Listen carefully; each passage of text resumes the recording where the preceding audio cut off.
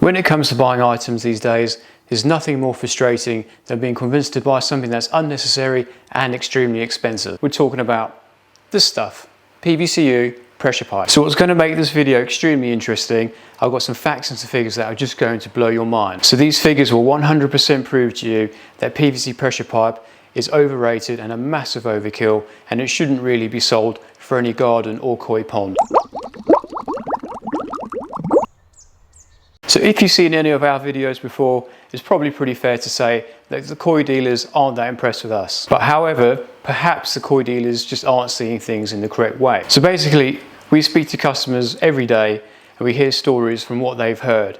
And lots of customers wanted to go down the koi pond route, but of all the rubbish wives' tales and all the misleading information on how difficult it is to keep koi in a koi pond, they've decided not to go down that route and have ventured elsewhere. And as they venture elsewhere, guess who loses out? The koi dealers. Inevitably, they don't get the money because they haven't sold any equipment, and obviously we don't get the work because we haven't been able to help service anything on their pond. Now surely you don't need to be a rocket scientist to understand this. The more people you have interested in a hobby basically means there's going to be more customers for the koi dealers and then more work for the contractors like ourselves. But the more honest you are with the customers means the more trust they'll have with you. So inevitably you'll have more business from the customer and the customer will be happy at the same time. It's a win-win situation. So this is a typical example what happens when a novice customer is interested in buying, or setting up a koi pond. They go into a koi dealership to figure out what it is they need and to see if it can suit their budget. So when they get down to the pipework situation, you can almost guarantee 100% of the time they'll steer them down the pressure pipe route. So here's an example. If the customer actually asks about the pressure pipe and if it's needed, most of the time the answer will be yes, you'll need pressure pipe because koi ponds hold a lot more water and obviously they'll build up a lot more pressure in the pipework. Also, because of the amount of water, you're going to need a big pump, and big pumps have a lot more pressure. Therefore, again, you'll need a pressure pipe for your system. So let's talk about what type of pressure pipes most koi dealers have in stock.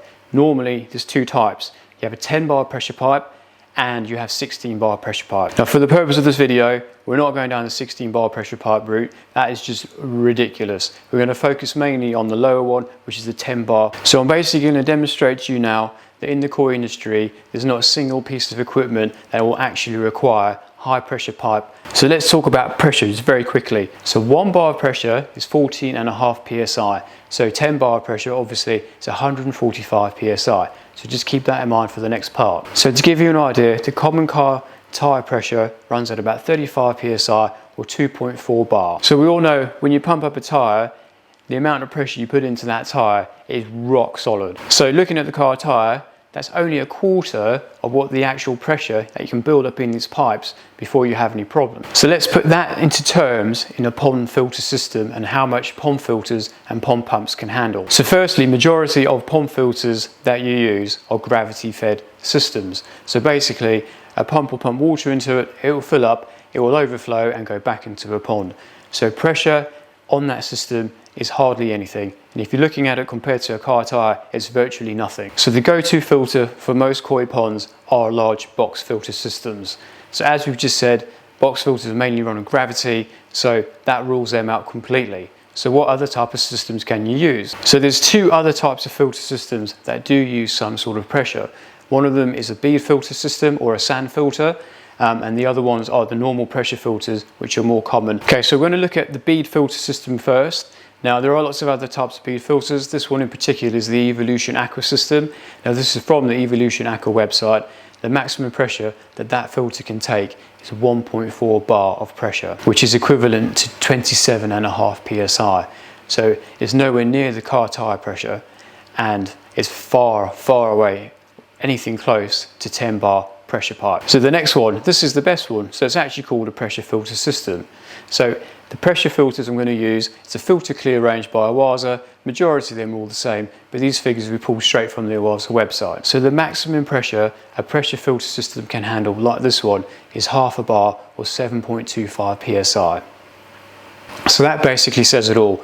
These filter systems build up next to no pressure, so why on earth are they being sold or conned into buying high pressure pipe at extremely expensive prices? The more common filter system has no pressure on it.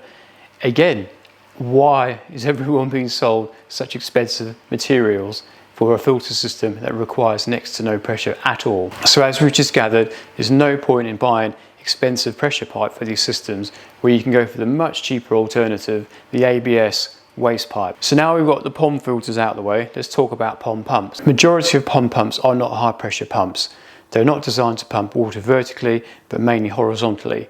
If you were needing to pump water vertically, you'd be looking more down the swimming pool pump range, which can cater for higher pressure pumps. These pumps are good for pumping up to, say, water slides, or if you've got a waterfall, say for instance in a hotel that's really high up, that would be more ideal for that sort of job. So here is an example of a swimming pool pump that's designed to pump water upwards. So this particular pump can pump up around 33 meters at around 30,000 liters an hour. So it's a beast. It costs just under £700, which is pretty cheap if you ask me. So, and the maximum pressure, even at 33 meters on this particular pump, is 2.4 bar or 34 psi. So even still, pumping 33 meters high, 30,000 liters an hour, this pump still can't get anywhere close to the 10 bar pressure pipe limit. So let's have a look at a pond pump. So this is the Aquamax Titanium. This particular pump costs around £2,000, but it will actually pump a flow rate of 81,000 liters an hour, which is nearly 3 times as fast as the swimming pool pump, but it can only pump 5.5 meters high. So that just shows you the difference in pressures of normal pond pumps or a pump that's actually designed to pump water vertically. So that shows you that even buying one of the most expensive pond pumps that pumps 81,000 liters an hour, still using waste pipe is ideal. So as all our videos, we're not trying to tell you what to do, we're just trying to advise you, you don't have to spend the money on expensive pressure pipe. If you like pressure pipe, it is stronger, obviously, it's thicker than normal waste pipe, and if that's what you want to do and spend your money on, then obviously just go ahead. We're not preaching and telling you what to do, we're just giving advice, and it's mainly for people that haven't taken the plunge and they're unsure, might be on the fence of what to do. But again, if you're looking at waste pipe in general, yes, it's not as strong as pressure pipe, but it's just pipe. If you install it properly, you fix it correctly against the wall, it's going to take a few knocks, but it's not going to break. So another thing as well about PVC pressure pipe, if you didn't know this already, it's not actually that good in cold weather. Pressure pipe, when it gets cool, it actually becomes quite brittle. So if you did knock it, it has more chance of breaking. Waste pipe, however, is made out of material called ABS, it's not PVC, and that's designed to take low temperatures without any damage. So as you can see, pressure pipe is designed for pumping water or gases at high pressure around an industrial complex, not for a garden pond. So just remember, you're buying pressure pipe for a garden pond. Make the smart decision, save some money, go for waste pipe. I promise you, you won't be disappointed. And even if you bought a system that mainly catered for pressure pipe, you can easily get pressure pipe to waste pipe conversion fittings, and they're really cheap and easy to install. So I hope you've enjoyed the video. If you have, do the YouTube thing, click on the like button, consider subscribing if you haven't already. Thank you for watching.